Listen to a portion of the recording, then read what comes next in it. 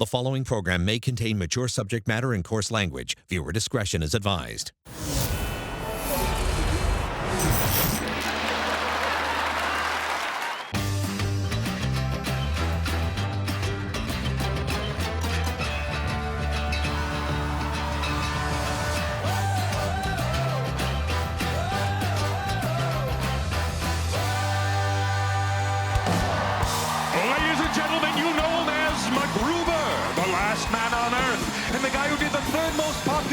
Of George W. Bush on Saturday Night Live, your host, Will Forte.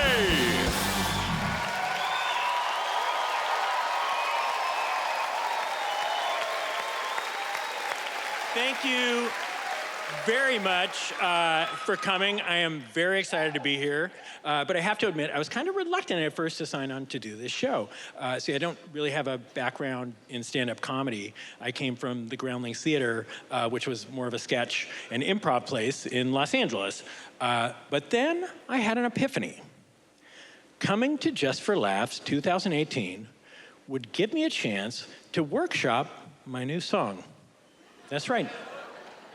I've been writing a new song, and it's devastatingly good. Yeah.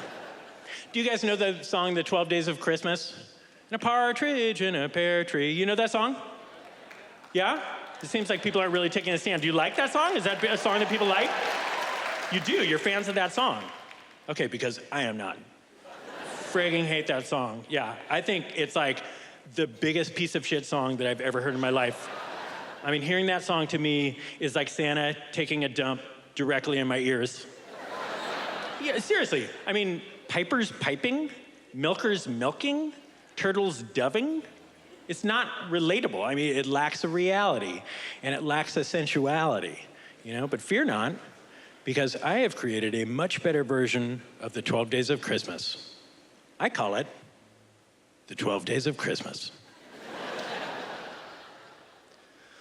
On the first day of Christmas, my true love gave to me a bicycle worth a baronet. On second day of Christmas, my true love gave to me a stupid fucking hat and a bicycle worth a baronet. On the third day of Christmas, my true love gave to me another stupid hat, the first stupid hat, and a bicycle worth a baronet. On the fourth day of Christmas, my true love gave to me a third stupid hat, the second of those hats, the original stupid hat, and a bicycle worth a baronet. On the fifth day of Christmas, my true love gave to me a fourth hat. The stupid hat before it, the hat right before that, the hat that started it all, and a bicycle worth a baronet. On the sixth day of Christmas, I took my love aside and told her, no more fucking hats. Hated that fourth hat, the two that came before it, the hat that started it all, and I wasn't even super excited about the bicycle. On the seventh day of Christmas, my true love gave to me a flaming bag of shit 'cause of our fight about that fourth hat, and the hat he came before it, and the one before that, the first hat, and the shitty bicycle with a belt that I ripped off the handlebars. On the eighth day of Christmas, my true love kinda just wasn't around.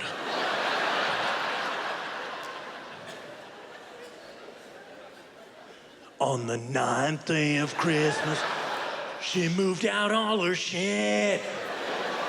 She asked me not to be there. I respectfully agreed, but then I showed up anyway and watched her carry every load of the things that had meant so much to us during our 1 month-long relationship.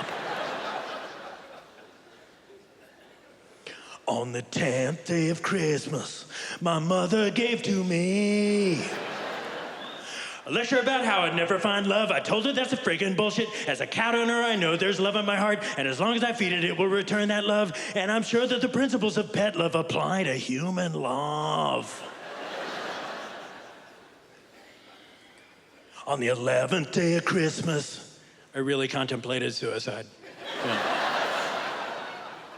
But then I jerked off and I felt a lot better. I must have been backed up. Medical professionals will tell you that's a real thing. And if it's not, it doesn't matter because it was a pleasurable addition to my die. On the 12th day of Christmas, I jerked myself off again. Felt so great again. Wish I'd stumbled across it sooner. I feel like masturbation is a form of Xanax for me. And then that's as far as I've gotten on the song so far. Yeah.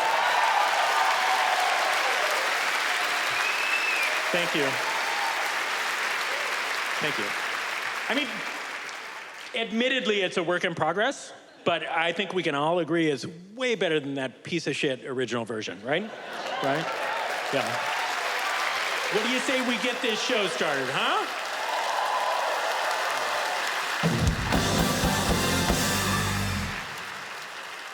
Please welcome Mario Joyner. Yeah. Thank you. How you doing, folks? Good. So, I just bought a new house. I've been trying to fix it up. I've been going to the Home Depot a lot because the Home Depot has managed to trick us into thinking that we could do it ourselves. So stop telling people this nonsense. Hey, you could do that yourself. Meanwhile, do what yourself? Ruin your house yourself? Hurt yourself? Is there some pride to be taken in doing a half-assed job around the house on some project that takes you 6 weeks when a professional can do it in an hour? Why are people in such denial when it comes to houses? Let's all face it. When it comes to a house, you're not qualified to do anything yourself. You couldn't even find a house yourself. You had to hire somebody, pay them a portion of what the house cost to show you where the house was. Couldn't afford it yourself, had to get a loan from the bank. Not even your house for another 25 years. I'm sick of that little lie, too. I own this house. You don't own this house. Miss a couple payments, we'll find out who the real owner of that house is. You'll be getting strongly worded letters from the true owner of that house trying to remove your ass from that house. Ridiculous. Do it yourself. I don't care what breaks in your house. Find somebody who can fix it. There are people on the planet that can fix anything that breaks in a house. Do not let the Home Depot trick you into thinking that you're a carpenter or a plumber this week. They brainwash these people. Use the tools that professionals use. Some people hear that, they think I can use the same tools they use. What the hell I need them for? Go down to Home Depot, get all these tools. Get back home and you realize, wait a minute, I'm not a professional. Yeah, you left something at the Home Depot, skill. There's no skill aisle at the Home Depot. But they'll rent you any old dangerous ass piece of equipment. Show them a driver's license, you're qualified to cut your arm off as far as they're concerned. So frustrated, because I fell for this nonsense. I went down there to get a miter saw. Never used a miter saw before in my life. Walking there like I knew I was doing. Can I get a miter saw? Guy behind the counter's like, so you want a chop saw? I'm like, no, I want a miter saw. He's like, yeah, cut-off saw. That's when I realized I was in trouble. You see, the people who know how to use these tools have given them nicknames that sounds like what'll happen to you if you don't know what the hell you're doing. I think that's a good policy. If you're not a carpenter, you can't ask for a nail gun. It's not a nail gun to you. You gotta ask for it according to your qualifications. Just walk in there and be all humble like, do you have an across-the-room eye putter outer, everyone else? A high-powered hand and foot impaler for a job I'm trying to do? Don't do it yourself. I'm appalled at the people at the Home Depot talking people into this nonsense. Meanwhile, they don't want to work at all. Have you been to a Home Depot? They got self-service checkout at the Home Depot. So apparently they want you to do everything yourself. Coming down there buying things you can't afford to do a job you're not qualified to do, and now you got to work to register too. They should change the name of the store. They should call it You're On Your Own. That should be the name of the store. Nobody's working at the Home Depot. Nobody. They look like they're there to work. They all got those nice bright orange aprons on. I asked the guy, what the hell's an apron for? Keep the work off of you? And I've never seen so many birds indoors in my life. Can somebody explain this to me? Home Depot's so big, birds are flying around for hours. They don't see a wall. They think they're outside. I'm sorry, I'm just so cranky now. I'm getting older, you know. Birthday coming up in about a month. I'll be 57. Yeah. Oh, thank you. That's nice to hear. I told the woman how old I was. She said, "You look good for your age," which sounds like a compliment till you start to remember that people used to just say, "You look good," period. Yeah, I'm not a big fan of the modified compliment. Doesn't sound too complimentary. And for your age, this has no place in a compliment. A compliment should end with the most complimentary phrase in that sentence. That's a proper compliment. You look good, period. That's the end of the compliment right there. Like, I didn't say to her, "That dress fits you nice for someone your size." I didn't say that. Yes, because we can all hear that's not a compliment. It's a statement. I'm just not sure how nice it is. I call that a compliment / insult, a complisalt. That's what that is. Yeah, 57 years old, never married, no kids. That's my stats, that's right. Yeah, I tell some people that, they look at me kind of weird. Ooh, what's going on in his life? Everything, that's what's going on in my life. My married friends happen to think they're in a better situation than me. If you're married, stop player hating on your single friends. Stop trying to make us think we did something so terrible by not getting married.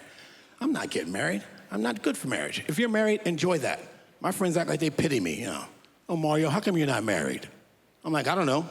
Just trying to stay happy, I guess." I've seen the look of happily married people. I don't like the look. If you're married, enjoy that. That was your choice. I'm not doing it. People try to scare you into it.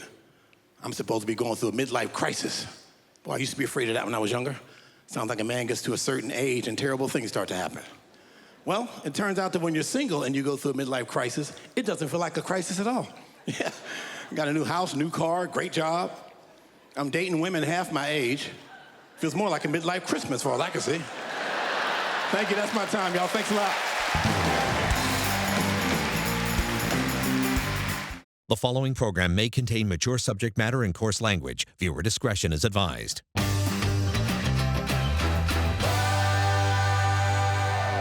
All right, this next comic is an award-winning stand-up comedian, a writer for CBC's Baroness von Sketch Show, and I read this on his IMDb page. He once beat a 12-year-old girl in a free throw shooting contest.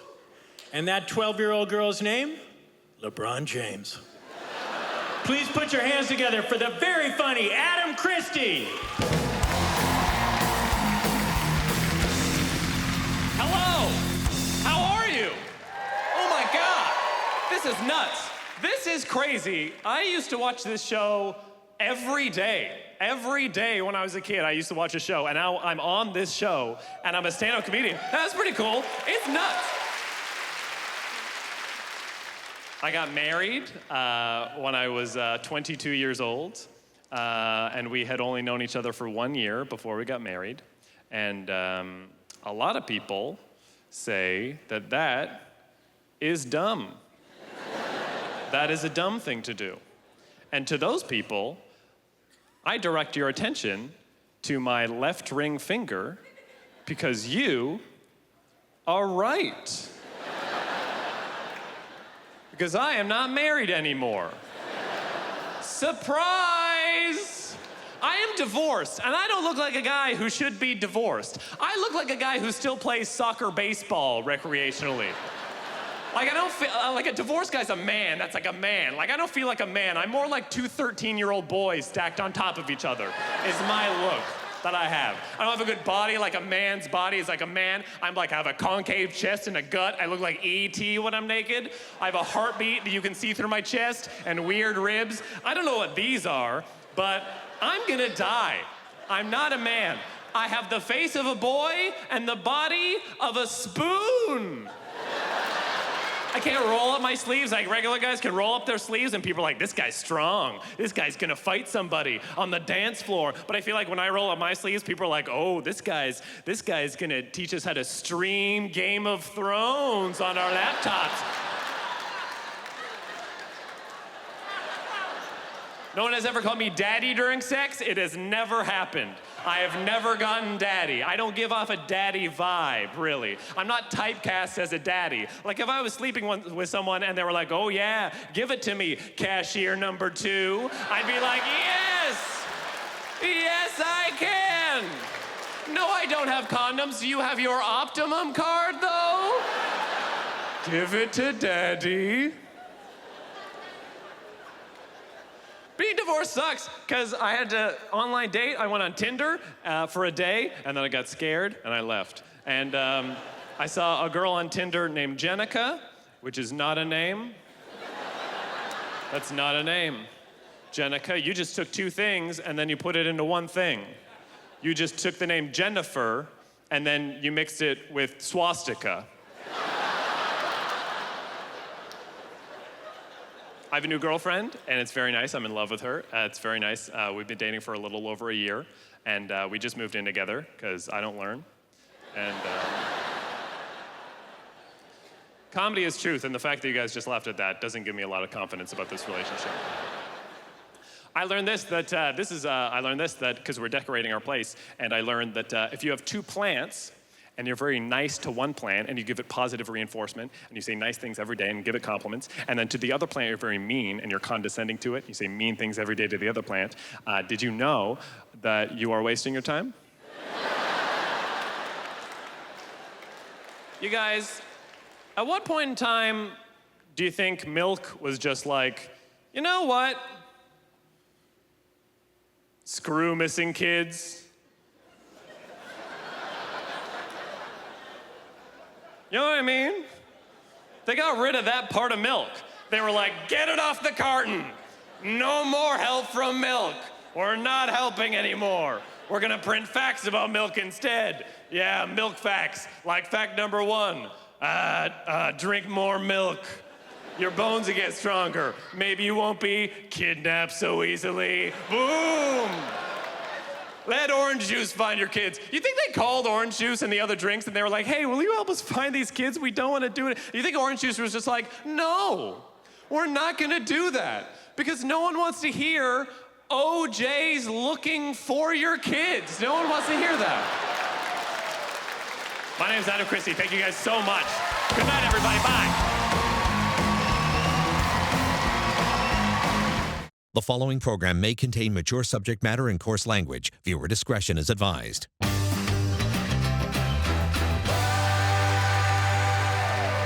Ladies and gentlemen, our next comic hails from Newfoundland, and this is his second time at the festival. Please welcome the incredibly funny Trent McClellan.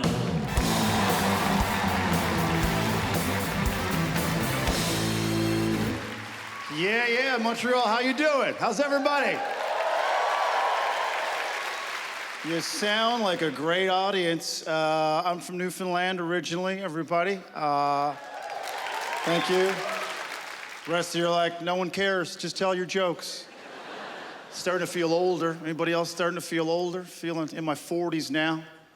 You don't turn 40, you get 40. 40's like a medical condition. You got 40. You got 40 until you get 50. It's the only age that's a medical condition. The doctor actually calls you at home. You should probably come in. Why? Why would I come in? Well, because you're 40. But I feel good, I feel great. We'll find something.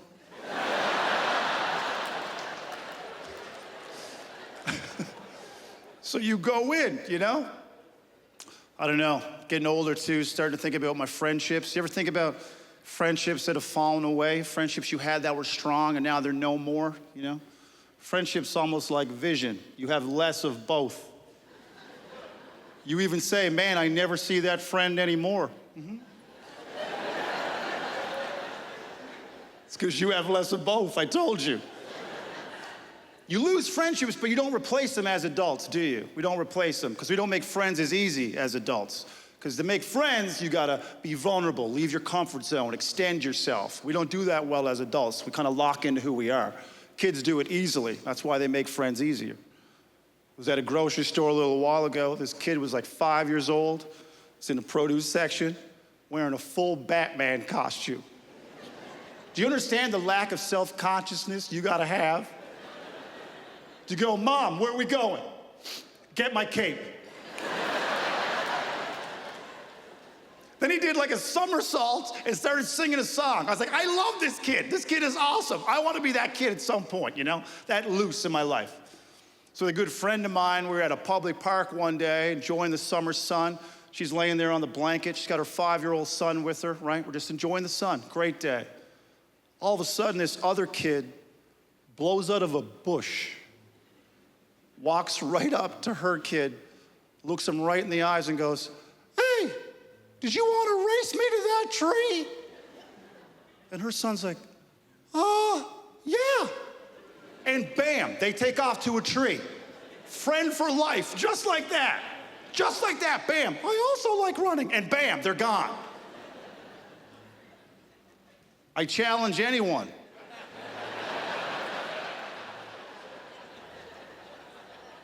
in this room this summer to go to a public park,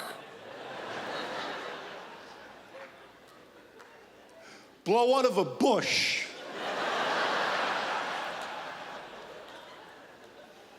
wearing a full Batman costume, somersault up to another adult on a blanket, look them dead in the eyes and go, "Hey, did you want to race me to that tree?" You're not gonna have a friend for life. You're gonna have a criminal record's what you're gonna have.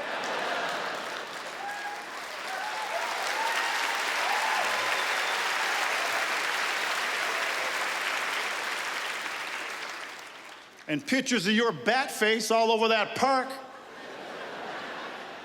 Maybe you'll make friends in prison. That's where you're going. I believe it's really important now to find laughter every single day of your life, people. Right now, 2018, more so than ever. Right now, find a reason to laugh every single day. That is the key to happiness. Do you agree with that?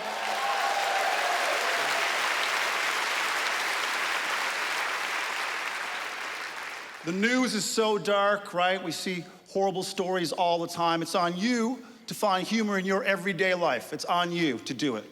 So that's what I try to do every single day, get out there and find something funny to laugh at and be +1 every single day. That's what I try to do, you know?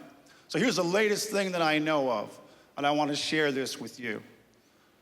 I just found out that some McDonald's have their own home delivery. And I can't wait to order that. And then, when they show up at my house, I'm gonna pay them through one window on my house.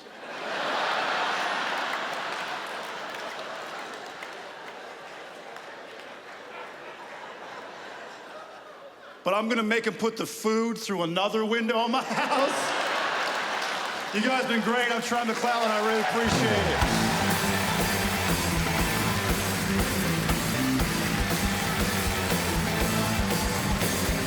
Please welcome Cameron Esposito. Friends, it is so nice to see you. Legit, I am so excited right now because the airline lost my bags. This is just real talk. This isn't stand-up material. The airlines lost my bags for 4 days. And yeah, I'm an adult, I have money, I could have solved that problem, could have bought clothes, but I just wore the same clothes for 4 days. Because I'm an American, I was here in Canada, I don't know my sizes in Celsius, so... Plus, I don't know, like, which of your Canadian stores sell, like, the lesbian clothes. Do you know what I mean? No, like, I went over to Beaver Tails, but that's not what that is. That is such a good and specific joke. I really wanted to nail that. That was important to me as an American to come up here and respect your culture, and I think I've done that. No, I am an American, and I just want to say, and this is kind of a risk, like saying this to you, it's kind of a risk being open about this, because like, I'm sure I know how you feel right now, but like for me, this is just me, like I feel like every day of the current administration in my country is a living nightmare. This is just me, yeah. This is just me. It's just me, it's just how I feel. Yeah, I mean, I guess if I had to like narrow it down, what I don't like is like, I don't like that he's bad at everything. You know what I mean? If I had to like pick one thing, it would be everything. Like, I just don't like that he has no skills. When he was running, there were a lot of people that said, why don't we put a business person in the White House? Do you remember that? Do you remember hearing that? I know you do, because you watch our primaries here. We don't watch any of your shit. It's true, I was in Canada during the primary debates, and you were doing coverage and commentary on the primary anyway. Look, I get it, everything's perfect up here. Your money's plasticized. It doesn't matter. Look, I'm not an omniscient God, despite how you may worship me. I don't know everything that's good in the world. I don't think we should put a business person in the White House. I think it should be a politician. But if we ever try this experiment again in the future, could we use somebody who's actually good at business? That'd be nice. Instead of somebody who literally bankrupts casinos, which is impossible. How did he do it? You can't. A casino is a vacuum for money. How did he do it? He just forgot to plug the hose in. The cash was shooting out the back. How? He's a supervillain. He lives in a tower. Who lives in a tower? Every word out of his mouth is something I would punish a child for saying.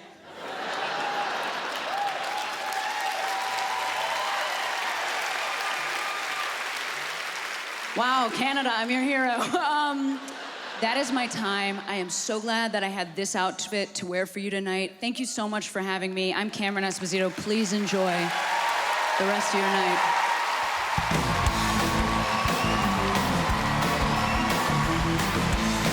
The following program may contain mature subject matter and coarse language. Viewer discretion is advised.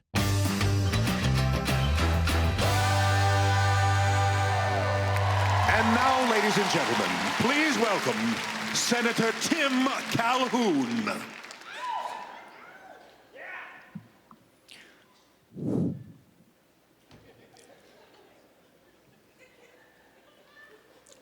Hi. My name is Tim Calhoun, and I'm running for the office of President of America.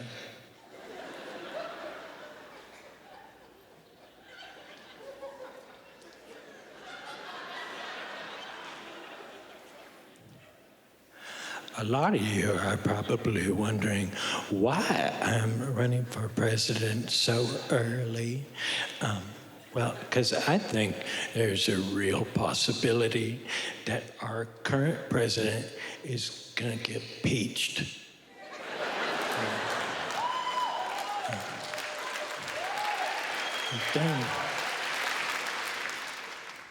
And then somebody's got to do it. Yeah.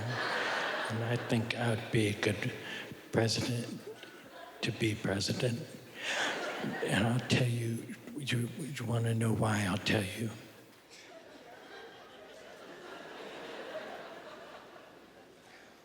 I'm nice, genuine, intelligent, likes dancing, confident.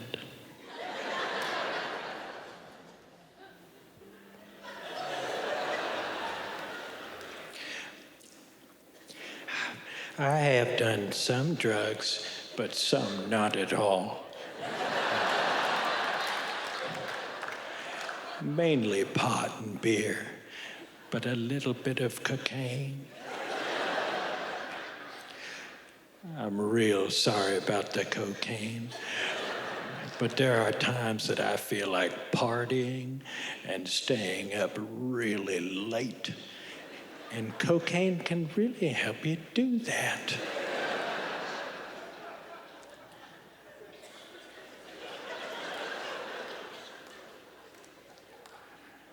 Remember to not bring up your cocaine history.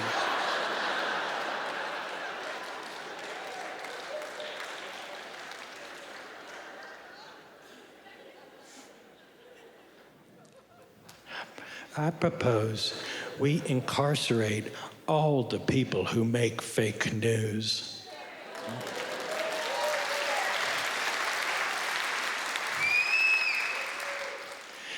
People need real canoes to cross rivers and streams.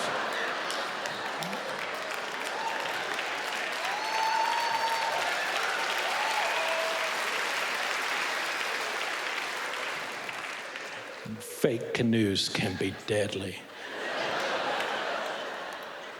Ask Jack and Rose.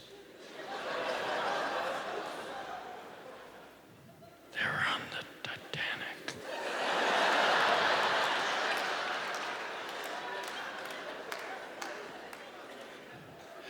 Burning the flag is bad, but undercooking the flag is even worse.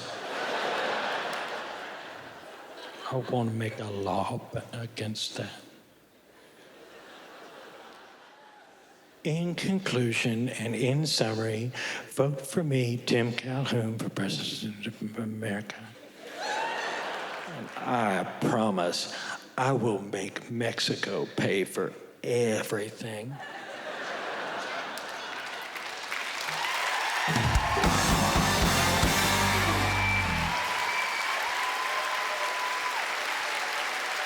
You may have heard this next comic on BoJack Horseman or seen her hilarious Netflix series, Lady Dynamite. She is one of the funniest people alive, and I have a feeling she's Emerald Lagasse's favorite comedian. Please welcome Maria Bamford.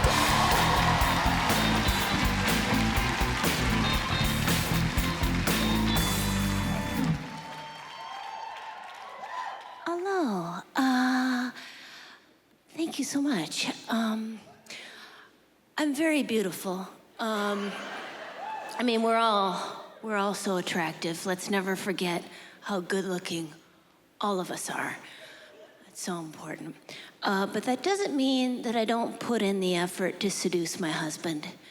At least we both work from home, but at least once a day, I pull down my pants and undies all the way to my shoes. I keep on my top and my shoes and socksies. I take time out of my day, you know, and I waddle over.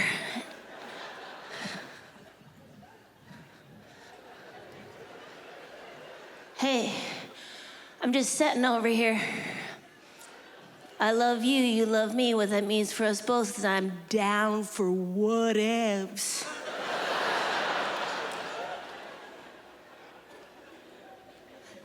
Don't tickle me. Don't you come over here and tickle me.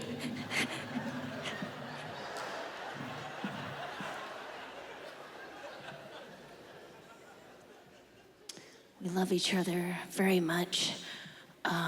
We have sex in one way very well. The second way involves a purple buzzer. It's not always charged. Let's not play the blame game.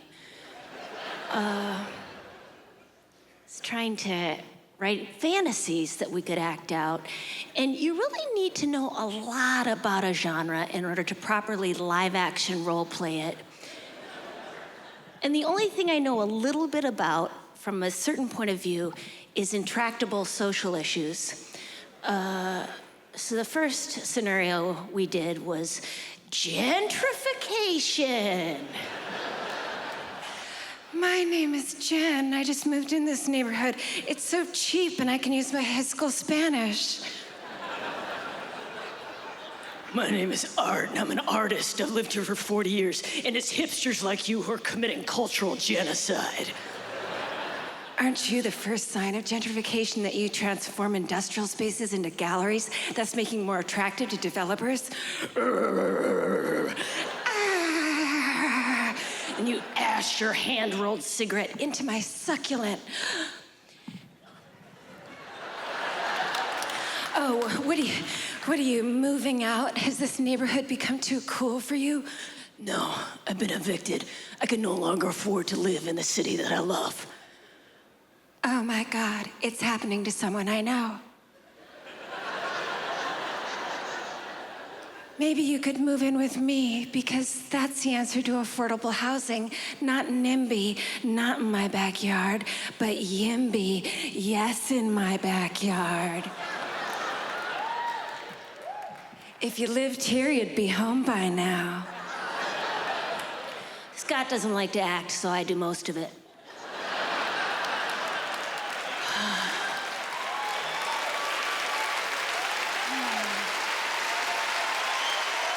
Thank you so much. Thank you very much.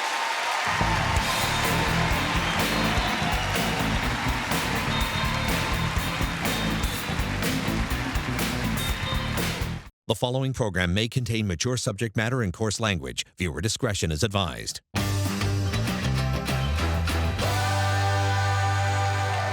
Your next amazing comic hails from Ireland and has been called the Oscar Wilde of comedy, which is frankly better than my nickname, the Dean Koontz of bedwetting. Yeah. Never pick your own nicknames. Please welcome Dylan Moran.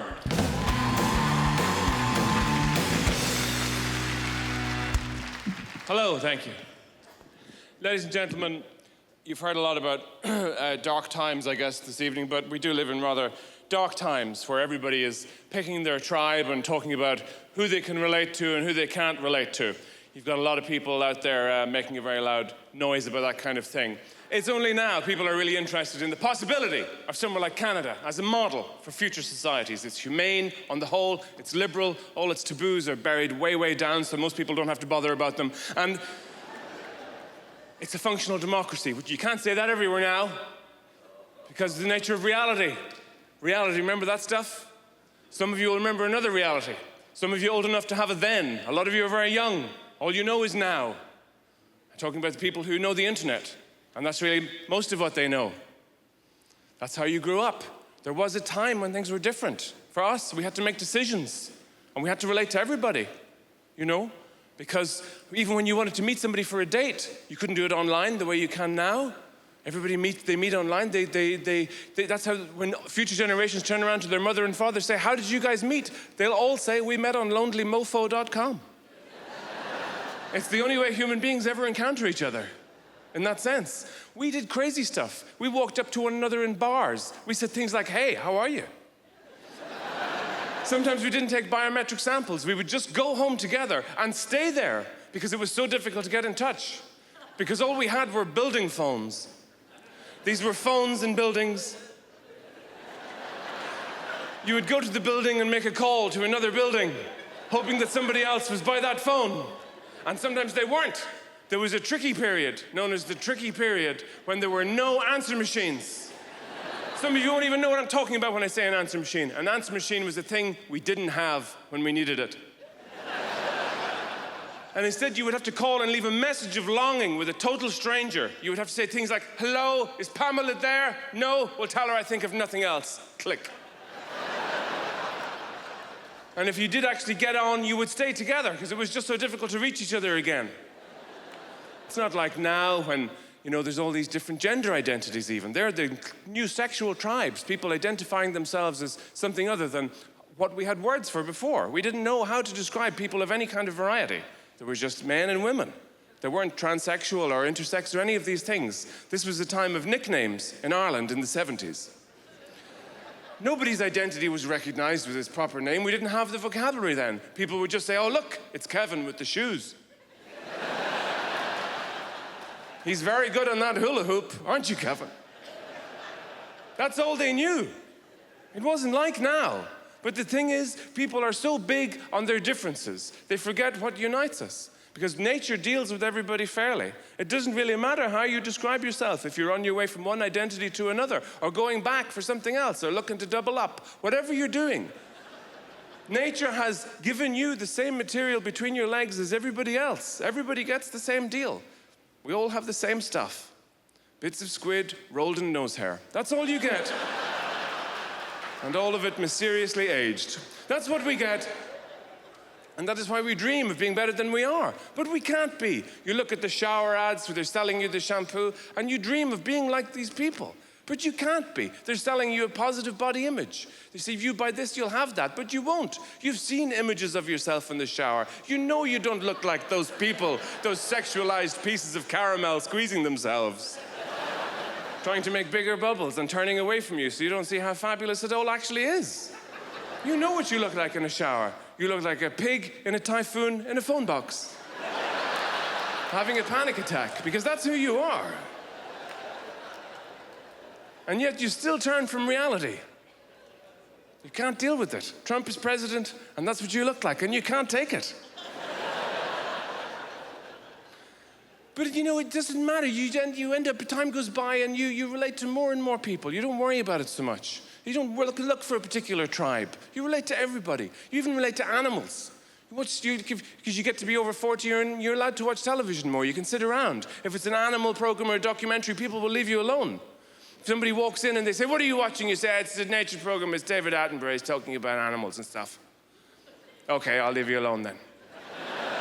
Because it's all education. And then recently, David was talking about the giant sea sponge, and I thought, oh, this is going to bore the hell out of me. I can't relate to a sea sponge. I can relate to all the other animals. What's this guy? He's got nothing. But then he started talking about him saying, and here, the sea sponge is reacting to stimuli. And I thought, I do that all the time. Neither of us have abs. We both hate mornings. It was amazing. Thank you very much, everybody. Good night.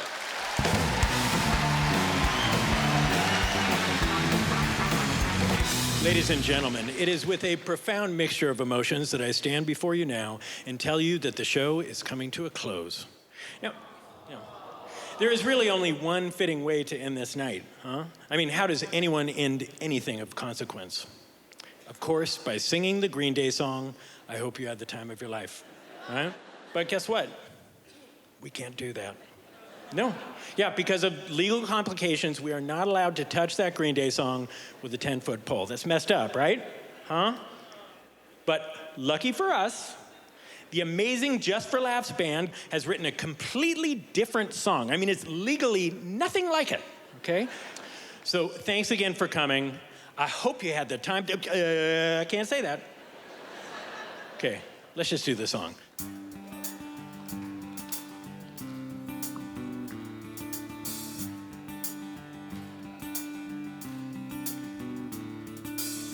Well, that's our show tonight, and I'm sure you will agree that it was chock full of guffaws and tee-hee-hees. Getting to watch all of these kick-ass comedy vets, I fully orgasmed during everybody's sets. It's Montreal, that's Canada, the province is Quebec. I hope you had the time of your time.